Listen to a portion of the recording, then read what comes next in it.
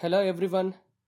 ಇವತ್ತು custom duty, assessable value ಮತ್ತು duty payment ಇದನ್ನು ಮಾಡೋದ್ರ ಬಗ್ಗೆ ಡಿಸ್ಕಸ್ ಮಾಡೋಣ. ಸೊ ಕಸ್ಟಮ್ ಡ್ಯೂಟಿ ಹೇಗೆ ಕ್ಯಾಲ್ಕುಲೇಟ್ ಮಾಡಬೇಕು, ಅಸೆಸಬಲ್ ವ್ಯಾಲ್ಯೂ ಹೇಗೆ ಕ್ಯಾಲ್ಕುಲೇಟ್ ಮಾಡಬೇಕು ಮತ್ತು ಕೆಲವು ಎಕ್ಸಾಂಪಲ್ಗಳನ್ನು ನಾವು ಈ ವಿಡಿಯೋದಲ್ಲಿ ಡೀಟೇಲ್ಸ್ ಆಗಿ ನೋಡೋಣ. ಈಗ ಕಸ್ಟಮ್ ಡ್ಯೂಟಿನ ಕಂಪ್ಯೂಟ್ ಮಾಡಬೇಕು ಅಂತ ಹೇಳಿದ್ರೆ ಫಸ್ಟ್ ನಾವು ಅಸೆಸಬಲ್ ವ್ಯಾಲ್ಯೂನ ಕಂಪ್ಯೂಟ್ ಮಾಡಬೇಕು. ಈ ಅಸೆಸಬಲ್ ವ್ಯಾಲ್ಯೂನ ಕಂಪ್ಯೂಟ್ ಮಾಡೋದಕ್ಕೆ ಒಂದು ಸಿಂಪಲ್ ಪ್ರೊಫಾರ್ಮಾ ಇದೆ. ಆ ಪ್ರೊಫಾರ್ಮಾ ಏನು ಅಂತ ನಾನು ಆಲ್ರೆಡಿ ಪ್ರೀವಿಯಸ್ ವಿಡಿಯೋದಲ್ಲಿ ಹೇಳಿದ್ದೀನಿ, ಆದರೂ ಮತ್ತೊಂದ್ಸರಿ ಆ ಪ್ರೊಫಾರ್ಮನ ನೋಡ್ಕೊಂಡು ಹೊಟ್ಟೋಗೋಣ. So first F O B value. ಆ ಎಫ್ ಒ ಬಿ ವ್ಯಾಲ್ಯೂಗೆ ನಾವು ಟ್ರಾನ್ಸ್ಪೋರ್ಟೇಷನ್ ಕಾಸ್ಟ್ನ ಆ್ಯಡ್ ಮಾಡಬೇಕು. ಟ್ರಾನ್ಸ್ಪೋರ್ಟೇಷನ್ ಕಾಸ್ಟ್ ಕೊಟ್ಟಿದ್ರೆ ಏನು ಕೊಟ್ಟಿದ್ದಾರೆ ಅದನ್ನ ಆ್ಯಡ್ ಮಾಡಬೇಕು. ಟ್ರಾನ್ಸ್ಪೋರ್ಟೇಷನ್ ಕಾಸ್ಟ್ ಕೊಟ್ಟಿಲ್ಲ ಹಂಗಂತ ಹೇಳಿದ್ರೆ 20% of the F O B ವ್ಯಾಲ್ಯೂನ ನಾವು ಟ್ರಾನ್ಸ್ಪೋರ್ಟೇಷನ್ ಕಾಸ್ಟ್ ಅಂತ ಆ್ಯಡ್ ಮಾಡಬೇಕು. ನೆಕ್ಸ್ಟ್ ಗೂಡ್ಸ್ನ ಏರ್ ಮೂಲಕ ಅವರು ಇಂಪೋರ್ಟ್ ಮಾಡ್ಕೊತಾ ಇದ್ರೆ, ಏರ್ ಟ್ರಾನ್ಸ್ಪೋರ್ಟೇಷನ್ ಮೂಲಕ ಗೂಡ್ಸ್ನ ಇಂಪೋರ್ಟ್ ಮಾಡ್ಕೊತಾ ಇದ್ರೆ ಇಲ್ಲಿ 20%ಗಿಂತ ಜಾಸ್ತಿ ನಾವು ಟ್ರಾನ್ಸ್ಪೋರ್ಟೇಷನ್ ಕಾಸ್ಟ್ನ ಆ್ಯಡ್ ಮಾಡಂಗಿಲ್ಲ.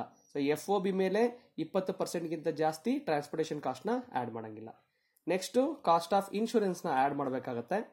ಆ ಕಾಸ್ಟ್ ಆಫ್ ಇನ್ಶೂರೆನ್ಸು ಪ್ರಾಬ್ಲಮ್ ಅಲ್ಲಿ ಕೊಟ್ಟಿದ್ರೆ ಆಕ್ಚುಯಲ್ ಏನು ಕೊಟ್ಟಿದ್ದಾರೆ ಅದನ್ನ ಹಾಕೊಬೇಕು. ಪ್ರಾಬ್ಲಮ್ ಅಲ್ಲಿ ಕೊಟ್ಟಿಲ್ಲ ಹಂಗಂತ ಹೇಳಿದ್ರೆ 1.125% ಆಫ್ ಎಫ್ ಒ ಬಿ ವ್ಯಾಲ್ಯೂನ ಕಾಸ್ಟ್ ಆಫ್ ಇನ್ಶೂರೆನ್ಸ್ ಅಂತ ಕನ್ಸಿಡರ್ ಮಾಡಬೇಕಾಗತ್ತೆ.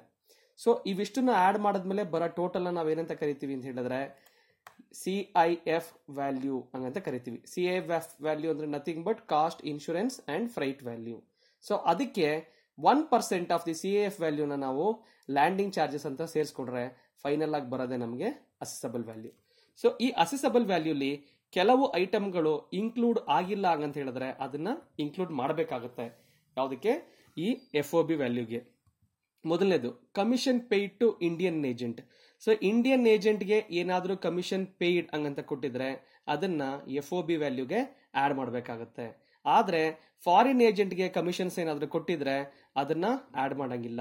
ಸೊ ಯಾವಾಗ ಆಡ್ ಮಾಡಬೇಕು ಪರ್ಟಿಕ್ಯುಲರ್ ಆಗಿ ನೆನ್ಪಿಟ್ಕೊಳ್ಳಿ.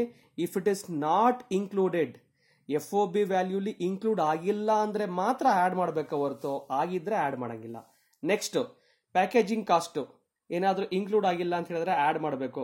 ಪ್ಯಾಕೇಜಿಂಗ್ ಲೇಬರ್ ಕಾಸ್ಟ್ ಏನಾದ್ರೂ ಇನ್ಕ್ಲೂಡ್ ಆಗಿಲ್ಲ ಅಂತ ಹೇಳಿದ್ರೆ ಇನ್ಕ್ಲೂಡ್ ಮಾಡಬೇಕು. Value of good supplied by the buyer. ಈಗ ಇಂಪೋರ್ಟರ್ ಏನಾದ್ರೂ ಎಕ್ಸ್ಪೋರ್ಟರ್ಗೆ ಕೆಲವು ಮೆಟೀರಿಯಲ್ಸ್ ನ ಸಪ್ಲೈ ಮಾಡಿದ್ರೆ ಆ ಮೆಟೀರಿಯಲ್ ಏನ್ ಸಪ್ಲೈ ಮಾಡಿರ್ತಾರೆ ಅದರ ವ್ಯಾಲ್ಯೂನ ನಾವು ಎಫ್ ಒ ಬಿ ವ್ಯಾಲ್ಯೂಗೆ ಆಡ್ ಮಾಡಬೇಕಾಗುತ್ತೆ. Royalty and license fees paid by importer. Importer ಏನಾದ್ರೂ ರಾಯಲ್ಟಿ ಮತ್ತೆ ಲೈಸೆನ್ಸ್ ಫೀಸು ಅವರು ಇಂಪೋರ್ಟ್ ಮಾಡುವಂತ ಗೂಡ್ಸ್ಗೆ ಸಂಬಂಧಪಟ್ಟಂಗೆ ಏನಾದ್ರು ಪೇ ಮಾಡಿದ್ರೆ ಅದನ್ನ ಆಡ್ ಮಾಡಬೇಕಾಗುತ್ತೆ. So value of subsequent resale. ಈಗ ಏನಾದ್ರೂ ಗೂಡ್ಸ್ ಏನ್ ಇಂಪೋರ್ಟ್ ಮಾಡ್ಕೊಂಡಿರ್ತಾರೆ ಆ ಇಂಪೋರ್ಟ್ ಮಾಡ್ಕೊಂಡಿರೋ ಗೂಡ್ಸ್ ನ ಸೇಲ್ ಮಾಡಿದ್ಮೇಲೆ ಏನಾದ್ರೂ ಸರ್ಟನ್ ಪೋರ್ಷನ್ ಆಫ್ ವ್ಯಾಲ್ಯೂನ ಎಕ್ಸ್ಪೋರ್ಟರ್ಗೆ ಕೊಡಬೇಕು ಅಂತ ಇದ್ರೆ ಆ ಸರ್ಟನ್ ಪೋರ್ಷನ್ ಆಫ್ ದಿ ವ್ಯಾಲ್ಯೂನ ಏನ್ ಮಾಡಬೇಕಾಗುತ್ತೆ? ಎಫ್ ಒ ಬಿ ವ್ಯಾಲ್ಯೂಗೆ ಆಡ್ ಮಾಡಬೇಕಾಗುತ್ತೆ. ಸೇ ಫಾರ್ ಎಕ್ಸಾಂಪಲ್ ಒಂದು ಗೂಡ್ಸ್ ನ ಅವರು ಇಂಡಿಯಾಗೆ ಇಂಪೋರ್ಟ್ ಮಾಡ್ಕೊಂಡು 10,000 ರೂಪಾಯಿ ಸೆಲ್ ಮಾಡ್ತಾರೆ. ಆ 10,000 ರೂಪಾಯಿ ಸೆಲ್ ಮಾಡೋದ್ರಲ್ಲಿ 10,000 ರೂಪಾಯಿಲಿ 8,000 ರೂಪಾಯಿ ನೀವು ಇಟ್ಕೊಂಡಿದ್ದೆ, 2,000 ರೂಪಾಯಿನ ಅವ್ರ ಎಕ್ಸ್ಪೋರ್ಟರ್ಗೆ ಏನಾದ್ರು ರೆಮಿಟ್ ಮಾಡ್ತು ಅಂತ ಹೇಳಿದ್ರೆ ಆ 2,000 ರೂಪಾಯಿನ ಎಫ್ ಒ ಬಿ ವ್ಯಾಲ್ಯೂಗೆ ಆಡ್ ಮಾಡಬೇಕಾಗುತ್ತೆ. So other payment made to exporter, ಯಾವುದೇ ಪೇಮೆಂಟ್ ಅವ್ರೇನಾದ್ರು ಅಡ್ವಾನ್ಸ್ ಆಗಿ ಪೇಮೆಂಟ್ ಏನಾದ್ರು ಮಾಡಿದ್ರೆ ಅಂತ ಪೇಮೆಂಟ್ ಸಹ ನಾವು ಎಫ್ ಒ ಬಿ ವ್ಯಾಲ್ಯೂಗೆ ಆಡ್ ಮಾಡಬೇಕಾಗುತ್ತೆ. Next cost of import. So ಏನೇ ಕಾಸ್ಟ್ ಇರಲಿ, ಇಂಪೋರ್ಟ್ ಆಗಿ ನಮ್ಮ ಇಂಡಿಯನ್ ಪೋರ್ಟ್ಗೆ ಬರೋ ತನಕ ಯಾವುದೇ ಕಾಸ್ಟ್ ಇನ್ಕರ್ ಆಗಿತ್ತು ಅಂತ ಹೇಳಿದ್ರೆ ಅಂತ ಎಲ್ಲ ಕಾಸ್ಟ್ನುವೆ ಆಡ್ ಮಾಡಬೇಕು. ಟ್ರಾನ್ಸ್ಪೋರ್ಟೇಷನ್ ಕಾಸ್ಟ್ ಬಗ್ಗೆ ನಾನು ಆಲ್ರೆಡಿ ಮೇಲ್ಗಡೆ ಹೇಳಿದ್ದೀನಿ. ಇನ್ಶೂರೆನ್ಸ್ ಕಾಸ್ಟ್ ಬಗ್ಗೆ ಆಲ್ರೆಡಿ ಎಕ್ಸ್ಪ್ಲೈನ್ ಮಾಡಿದ್ದೀನಿ, ಸೊ ಅದಕ್ಕೆ ಮತ್ತೇನು ಎಕ್ಸ್ಪ್ಲೈನ್ ಮಾಡಕ್ ಹೋಗಲ್ಲ. Landing charges like uploading and handling charges in Indian port should be considered at 1% of CIF value. So ನಾವು ಪ್ರೊಫಾರ್ಮಾದಲ್ಲಿ ಹೇಳಿದೆ ಹ್ಯಾಂಡ್ಲಿಂಗ್ ಚಾರ್ಜಸ್ ಅಥವಾ ಲೋಡಿಂಗ್ ಚಾರ್ಜಸ್ ಹಂಗಂತ ಲ್ಯಾಂಡಿಂಗ್ ಚಾರ್ಜಸ್ ಅಂತೇಳಿ 1% ಹ್ಯಾಂಡಲ್ ಮಾಡ್ತೀವಲ್ಲ, ಸೊ ಅದು ಇಂಡಿಯನ್ ಪೋರ್ಟ್ಗೆ ಬಂದ್ಮೇಲೆ. ಸೊ ಇಂಡಿಯನ್ ಪೋರ್ಟ್ ಇಂದ ಹೊರಗಡೆ ತೆಗಿಬೇಕಾದ್ರೆ there should not be any cost should be added. Indian port ಇಂದ ಹೊರಗಡೆ ಬಂದಾಗ ಯಾವುದೇ ಕಾಸ್ಟ್ ಅದು ಇನ್ಕರ್ ಆಯ್ತು ಅಂದ್ರೆ ಯಾವ ಕಾಸ್ಟ್ನು ಆಡ್ ಮಾಡಂಗಿಲ್ಲ. ಸೊ ಯಾವ್ದನ್ನ ಎಕ್ಸ್ಕ್ಲೂಡ್ ಮಾಡಬೇಕು, ಆಲ್ರೆಡಿ ಇನ್ಕ್ಲೂಡ್ ಆಗಿತ್ತು ಅಂತ ಹೇಳಿದ್ರೆ ಯಾವ್ದನ್ನ ಇನ್ಕ್ಲೂಡ್ ಮಾಡಂಗಿಲ್ಲ. Charges for construction, erection, assembling, maintenance or technical assistance undertaken after the importation of plant and machinery.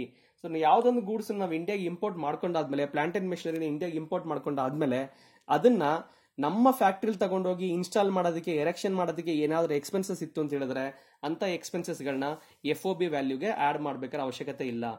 Next, cost of transportation after importation of goods from Indian port to the place of business. So ಪೋರ್ಟ್ಗೆ ಒಂದ್ಸಲಿ ಬಂದಾದ್ಮೇಲೆ port ಇಂದ ಹೊರಗಡೆ ತೆಗಿಬೇಕಾದ್ರೆ, ಬಂದರಿಂದ ಹೊರಗಡೆ ತೆಗಿಬೇಕಾದ್ರೆ ಏನಾದ್ರೂ expenses ನ ಮಾಡಿದ್ರೆ ಅಂತ ಎಕ್ಸ್ಪೆನ್ಸಸ್ ಆಡ್ ಮಾಡಂಗಿಲ್ಲ. ಅದ್ರ ಜೊತೆಗೆ ಡ್ಯೂಟೀಸ್ ಅಥವಾ ಟ್ಯಾಕ್ಸಸ್ ಯಾವ್ದಾದ್ರು ಇನ್ಕ್ಲೂಡ್ ಆಗಿದ್ರೆ ಸೊ ಅದನ್ನು ಇನ್ಕ್ಲೂಡ್ ಮಾಡಂಗಿಲ್ಲ. ಸೊ ಈಗ ಗೊತ್ತಾಯ್ತಲ್ವಾ, ಸೊ ಯಾವ್ದನ್ನ ನಾವು ಎಫ್ ಒ ಬಿ ವ್ಯಾಲ್ಯೂಗೆ ಇನ್ಕ್ಲೂಡ್ ಮಾಡಬೇಕು, ಯಾವ್ದನ್ನ ಎಫ್ ಒ ಬಿ ವ್ಯಾಲ್ಯೂಗೆ ಇನ್ಕ್ಲೂಡ್ ಮಾಡಬೇಕು ಅಂತ ಈಗ ನಮಗೆ ಕ್ಲಿಯರ್ ಆಗಿ ಗೊತ್ತಾಗಿದೆ. ಸೊ ಇದ್ರ ಬೇಸಿಸ್ ಮೇಲೆ ಒಂದು ಪ್ರಾಬ್ಲಮ್ ನೋಡೋದ. ಸೊ ಪ್ರಾಬ್ಲಮ್ ಏನ್ ಹೇಳುತ್ತೆ, so will see one by one. A import by air. So ಇಲ್ಲಿ ಕರೆಕ್ಟಾಗಿ ನೆನ್ಪಿಟ್ಕೊಳ್ಳಿ, a imported by air. So air ಅಂದ ತಕ್ಷಣ ಏನ್ ನಿಮ್ಗೆ ನೆನಪಾಗಬೇಕು, transportation cost cannot be more than 20% of the F O B value. So ಅದು ನಿಮಗೆ ಕ್ಲಿಯರ್ ಆಗಿ ಗೊತ್ತಾಗಬೇಕು. So next, from USA a gear cutting machine complete with the accessory and the spares. It has HSN classification, ಅದನ್ನ ಬಿಟ್ಬಿಡಿ 84. The value of the machinery is 20,000 USD, 20,000 USD value of the machinery. So other relevant information ಏನೇನಿದೆ ಹಂಗಂತ ಹೇಳಿದ್ರೆ, at the request of importer $1,000 has been incurred for improving the design etc. of the machinery, but it is not reflecting in the invoice, but it will be paid by the party. So ಈಗ $1,000 ನ ಅವರು extra pay ಮಾಡಿದ್ದಾರೆ. ಯಾವ್ದಕ್ಕೆ ಹೆಂಗಂತ ಹೇಳಿದ್ರೆ ಆ ವಸ್ತುವನ್ನ improve ಮಾಡೋದಕ್ಕೆ. Next, freight charges. So freight charges ಎಷ್ಟು, $6,000 ನ ಇನ್ಕರ್ ಮಾಡಿದ್ದಾರೆ. Next, goods are incurred but premium is not shown in invoice. So goods are insured but premium not shown in the invoice. So insurance ಕೊಟ್ಟಿದ್ದಾರೆ, ಆದರೆ premium ನ ಎಷ್ಟು premium ಕೊಟ್ಟಿದ್ದಾರೆ ಅನ್ನೋದ್ರ ಬಗ್ಗೆ ಮಾಹಿತಿ ಇಲ್ಲ. The commission should be paid to be Indian agent. Indian ಏಜೆಂಟ್ಗೆ ಎಷ್ಟು 4,500 ಕಮಿಷನ್ ಕೊಟ್ಟಿದ್ದಾರೆ. Freight and insurance from airport to factory. So airport to factory, so correct ಆಗಿ ನೆನ್ಪಿಟ್ಕೊಳ್ಳಿ, ಇದು ಇಂಡಿಯಾದಲ್ಲಿ ಸ್ಪೆಂಡ್ ಆಗಿರೋದು ಏರ್ಪೋರ್ಟ್ ಇಂದ ಫ್ಯಾಕ್ಟರಿಗೆ. Next, exchange rate. ಸೊ ಯಾವಾಗಲೂ ಎಕ್ಸ್ಚೇಂಜ್ ರೇಟ್ ನ ಕನ್ಸಿಡರ್ ಮಾಡಬೇಕಾದ್ರೆ we have to consider the rate which is fixed by custom duty board. So ಏನು ಕಸ್ಟಮ್ಸ್ ಬೋರ್ಡ್ ಫಿಕ್ಸ್ ಮಾಡಿದರೆ ಆ ರೇಟ್ ನೇ ಕನ್ಸಿಡರ್ ಮಾಡಬೇಕು. ಜೊತೆಗೆ ಕಸ್ಟಮ್ ಡ್ಯೂಟೀಸ್ ಯಾವ್ಯಾವುದು ಅಂತ ಕೇಳಿದರೆ, ಒಂದು NCCD basic custom duty 20%, national calamity contingency duty 20%, national calamity and contingency duty 10%, countervailing duty 16%, social welfare surcharges 10%, special additional custom duty 4%, compensation cess 10%, anti-dumping duty 10% on assessable value. So ಇದ್ರ basis ಮೇಲೆ ನಾವು ಏನ್ ಮಾಡಬೇಕು ಅಂತ ಹೇಳಿದ್ರೆ, we have to compute the assessable value and we have to compute the total tax payable. Amount in USD ಮತ್ತೆ amount in rupees. Amount in rupees.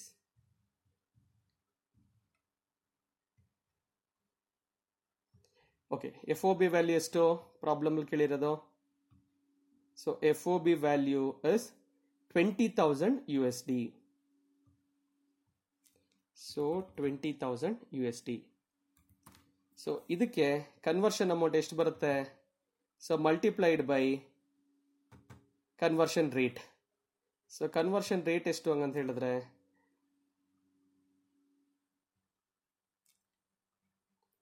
$1 is equal to, conversion rate ಎಷ್ಟು ಹೇಳಿದ್ದಾರೆ, $1 is equal to 45 rupees is equal to rupees 45. So conversion rate ಇದು. So ಇದ್ರ basis ಮೇಲೆ ನಾವು amount ನ ಹಾಕೊಂಡು ಹೋಗ್ಬೇಕು. ಸೊ 20,000 USD ಹೆಂಗಂತ ಹೇಳಿದ್ರೆ 20,000 ಇಂಟು 45. ಸೊ ಅಲ್ಲಿಗೆ ಎಷ್ಟಾಗುತ್ತೆ, 90,000 ಆಗುತ್ತೆ. ಸೊ ಇದಕ್ಕೆ ಆಡ್, ಸೊ ಯಾವ್ದಾದ್ರು ಎಕ್ಸ್ಪೆನ್ಸಸ್ಗಳು ಇತ್ತು ಹಂಗಂತ ಹೇಳಿದ್ರೆ ಅದನ್ನ ಆಡ್ ಮಾಡ್ಕೋಬೇಕು. ಸೊ ಏನೇನಿದೆ ಎಕ್ಸ್ಪೆನ್ಸಸ್ಗಳು ಆಡ್ ಮಾಡ್ಕೊಳ್ಳೋದಕ್ಕೆ, we will see one by one. So first ಯಾವ್ದಿದೆ ಎಕ್ಸ್ಪೆನ್ಸಸ್ ಆಡ್ ಮಾಡ್ಕೊಳ್ಳೋದಕ್ಕೆ, ಸೊ ಮೊದಲನೇದು design development charges for improvement of the machine.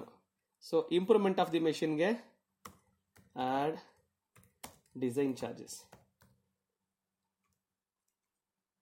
Design charges ಎಷ್ಟು USD 1000. ಸೊ 1000 ಅಂದ್ರೆ ಎಷ್ಟಾಯ್ತು is equal to 1000 into 45. Next add ಮಾಡೋದು ಯಾವುದಿದೆ, ಫ್ರೈಟ್ 6000, ಫ್ರೈಟ್ 6000 USD.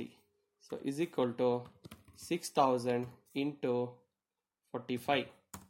ಸೊ 45 ಏನಕ್ಕೆ ಆಗ್ತಿದೆ ಅಂತ ಗೊತ್ತಲ್ವಾ, ಅದು exchange rate, Indian currency value. The goods are insured but premium is not shown and available in the invoice. So ಅದಕ್ಕೆ ಆಮೇಲೆ ಬರೋಣ. Next commission paid to local agent. Commission paid ಎಷ್ಟು 4500.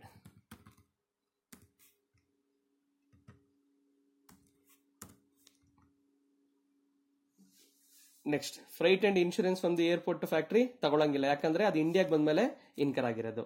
So ಇವಾಗ ನಾವೇನ್ ಮಾಡಬೇಕು ಅಂದ್ರೆ ಫಸ್ಟ್ ಟ್ರಾನ್ಸ್ಪೋರ್ಟೇಷನ್ ಕಾಸ್ಟ್ ನ add ಮಾಡಬೇಕು. So transportation cost. So transportation cost ಎಷ್ಟು ಅಂತ ಪ್ರಾಬ್ಲಮ್ ಅಲ್ಲಿ ಕೊಟ್ಟಿಲ್ಲ, ಇಲ್ಲಾದ್ರೂ ಕೊಟ್ಟಿದ್ರ ನೋಡಿ, ಟ್ರಾನ್ಸ್ಪೋರ್ಟೇಷನ್ ಕಾಸ್ಟ್ ಇಲ್ಲಿ ಅಂತ ಕೊಟ್ಟಿದ್ದಾರಾ. ಸೊ ಟ್ರಾನ್ಸ್ಪೋರ್ಟೇಷನ್ ಕಾಸ್ಟ್ ಎಷ್ಟು ಅಂತ ಎಲ್ಲೂ ಪ್ರಾಬ್ಲಮ್ ಅಲ್ಲಿ ಮೆನ್ಷನ್ ಆಗಿಲ್ಲ. ಸೊ ಹಂಗಾದ್ರೆ ಏನ್ ಮಾಡಬೇಕು, 20% of the FOB will be the transportation cost. So therefore at 20% on FOB. So FOB value ಯಾವುದು ನೋಡಿ, ಇಲ್ಲಿದೆ ನೋಡಿ 90,000, ಅದರ ಮೇಲೆ 20% is equal to 9 lakh into 20%. So 1,80,000. Next, insurance charges.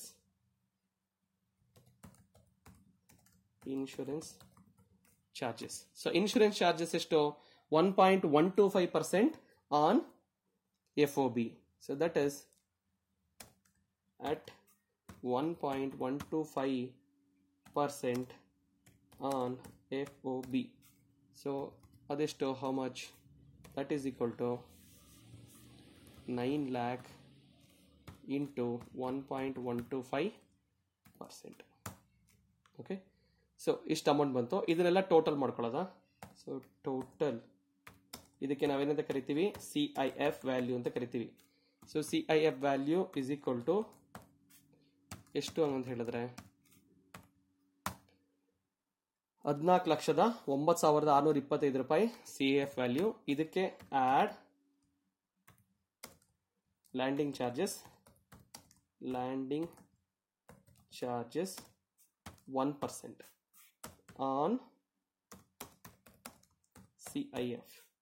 So 1% on CIF is equal to into 1%.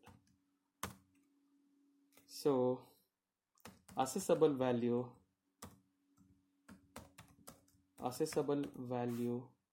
is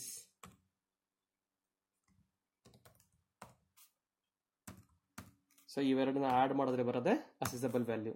so CIF ವ್ಯಾಲ್ಯೂಗೆ landing charges ನ add ಮಾಡಿದ್ರೆ ಬರೋದೆ assessable value. So assessable value 14,23,721 ರೂಪಾಯಿ.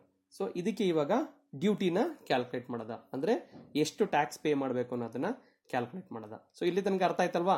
ಸೊ ನಾವು will move to the how to calculate the tax. So ಈಗ assessable value. So assessable value first ಹಾಕೊಳ್ಳೋದಾ. Assessable value ಎಷ್ಟು compute ಮಾಡಿದ್ವಿ assessable value. So assessable value 14,23,741 ರೂಪಾಯಿ. So ಅದಕ್ಕೆ basic custom duty ಎಷ್ಟು percent ಹೇಳಿದ್ದಾರೆ. ಸೊ ಬೇಸಿಕ್ ಕಸ್ಟಮ್ ಡ್ಯೂಟಿ ಎಲ್ಲಿದೆ, ಇಲ್ಲಿ ನೋಡಿ 20% ಹೇಳಿದ್ದಾರೆ basic custom duty. So basic custom duty 20%. ಯಾವುದ್ರ ಮೇಲೆ, ಅಸೆಸಬಲ್ ವ್ಯಾಲ್ಯೂ ಮೇಲೆ 20%. ಸೊ ಇದ್ರ ಮೇಲೆ 20% ಎಷ್ಟು, 2,84,744 ರೂಪಾಯಿ. Next national calamity. ಸೊ ಇವೆರಡನ್ನು ಟೋಟಲ್ ಮಾಡಿ ಇಲ್ಲಿ ಹಾಕೋಬೇಕು. ಅದಕ್ಕೆ ಆಡ್ ನ್ಯಾಷನಲ್ ಕೆಲಾಮಿಟಿ ಮತ್ತೆ ಕಂಟಿಂಜೆನ್ಸಿ ಡ್ಯೂಟಿ ಯಾವ್ದ್ರ ಮೇಲೆ ಆಡ್ ಮಾಡಬೇಕು, ಅಸೆಸಬಲ್ ವ್ಯಾಲ್ಯೂ ಮತ್ತೆ ಬೇಸಿಕ್ ಕಸ್ಟಮ್ ಡ್ಯೂಟಿ ಮೇಲೆ. ಸೊ ಅದೆಷ್ಟು percent, NCCD 10%. So is equal to ಇದ್ರ ಮೇಲೆ 10% into 10%. Next CVD. So national calamity contingency ಡ್ಯೂಟಿನ ಯಾವ್ದ್ರ ಮೇಲೆ ಹಾಕ್ತಿವಿ, ಅಸೆಸಬಲ್ ವ್ಯಾಲ್ಯೂ ಮತ್ತೆ BCD ಮೇಲೆ. ನೆಕ್ಸ್ಟ್ CVD ಯಾವ್ದ್ರಲ್ಲಿ ಹಾಕ್ತೀವಿ? ಅಸೆಸಬಲ್ ವ್ಯಾಲ್ಯೂ, BCD ಮತ್ತೆ NCCD ಮೇಲೆ. ಸೊ ಅದೆಷ್ಟು assessable CVD? So CVD 16%. So is equal to ಇದ್ರ ಮೇಲೆ into 16%. Okay.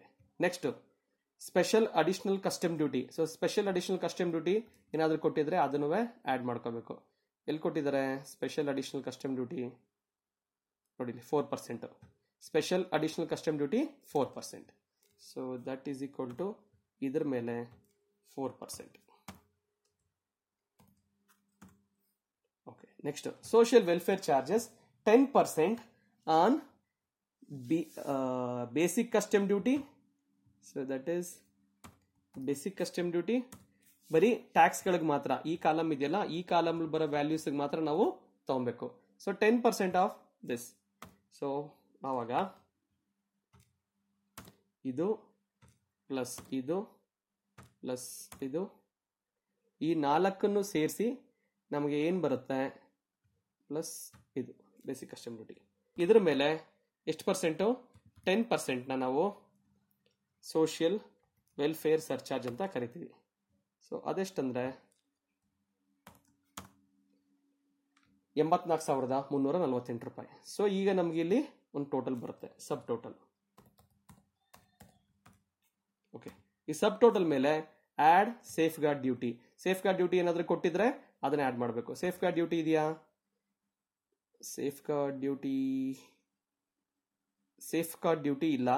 Aunty dumping duty ಕೇಳಿದರೆ. ಸೊ ಆಂಟಿ ಡಂಪಿಂಗ್ ಡ್ಯೂಟಿ ಎಷ್ಟು? 10%. ಸೊ ಸೇಫ್ ಗಾರ್ಡ್ ಡ್ಯೂಟಿ ಇಲ್ಲ, ಪ್ರೊಟೆಕ್ಷನ್ ಡ್ಯೂಟಿ ಇಲ್ಲ, ಆಂಟಿ ಡಂಪಿಂಗ್ ಡ್ಯೂಟಿ ಕೇಳಿದರೆ. Anti dumping duty 10% on assessable value. So assessable value ಎಲ್ಲಿದೆ? ನೋಡಿ ಇಲ್ಲಿದೆ.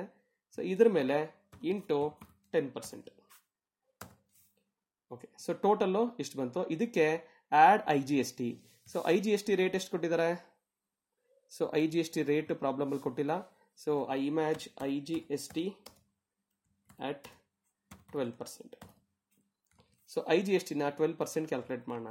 Is equal to this into 12%. So ಈಗ compensation cess ನಾವು ಯಾವ್ದ್ರ ಮೇಲೆ ಹಾಕಬೇಕು? ಟೋಟಲ್ ಅಮೌಂಟ್ ಮೇಲೆ ಹಾಕಬೇಕು. ಸೊ ಈ ಟೋಟಲ್ ಅಮೌಂಟ್ ಇದೆಯಲ್ಲ, ಈ ಟೋಟಲ್ ಅಮೌಂಟ್ ಮೇಲೆ ಹಾಕಬೇಕು. Is equal to compensation cess ಎಷ್ಟು ಕೊಟ್ಟಿದ್ದಾರೆ? ಕಾಂಪನ್ಸೇಷನ್ ಸೆಸ್ 10% ಕೊಟ್ಟಿದ್ದಾರೆ. ಈ 10% ಆ್ಯಡ್ ಮಾಡಬೇಕು ಇಂಟು ಇದ್ರ ಮೇಲೆ 10%.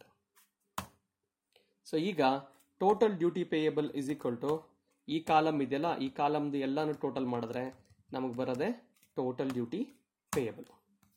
So total duty payable is equal to 13,99,399 rupees is the total duty payable. So ನಿಮಗೆ ಅರ್ಥ ಆಗಿರಬೇಕು ನಾನೇನೀಗ ಇಲ್ಲಿ ತನಕ ಕಂಪ್ಯೂಟ್ ಮಾಡಿದ್ದೀನಿ ಹಂಗಂತ. ಸೊ ಇದ್ರ ಮೇಲೆ ಏನಾದರೂ ಡೌಟ್ ಇತ್ತು ಹಂಗಂತ ಹೇಳಿದ್ರೆ ನಾವು ನೆಕ್ಸ್ಟ್ ವಿಡಿಯೋದಲ್ಲಿ ಸಾಲ್ವ್ ಮಾಡೋದ. ನಿಮ್ಗೇನಾದ್ರೂ ಎಕ್ಸ್ಟ್ರಾ ಪ್ರಾಬ್ಲಮ್ಸ್ಗಳು ಬೇಕು ಅಂತ ಹೇಳಿದ್ರೆ ನಮಗೆ ವಾಟ್ಸಪ್ ಮಾಡಿ, ಅದ್ರಲ್ಲಿ ನಿಮ್ಗೆ ಇನ್ನೊಂದಷ್ಟು ಪ್ರಾಬ್ಲಮ್ಗಳನ್ನ ಸಾಲ್ವ್ ಮಾಡಿ ಅಪ್ಲೋಡ್ ಮಾಡ್ತೀನಿ. ನೀವು ಮನೇಲಿ ಹಳೆ ಕ್ವಶನ್ ಬ್ಯಾಂಕ್ ಪ್ರಾಬ್ಲಮ್ಗಳನ್ನ ಸಾಲ್ವ್ ಮಾಡಿ. ಓಕೆನಾ? ಸೊ ಮತ್ತೆ ಸಿಗೋಣ. So thank you so much. Until then it's bye by.